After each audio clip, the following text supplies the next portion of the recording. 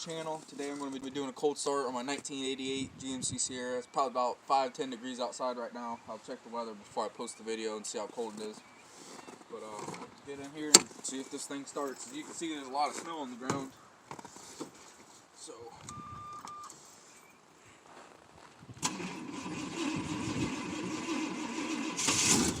oop, see, I'm going to start right there.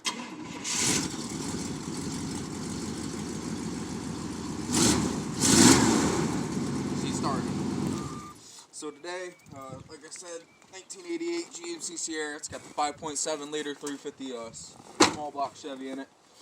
But I just want to say thank you guys for watching. Leave a like, leave a comment, subscribe, and check out my other cold start video on my 2000 Silverado.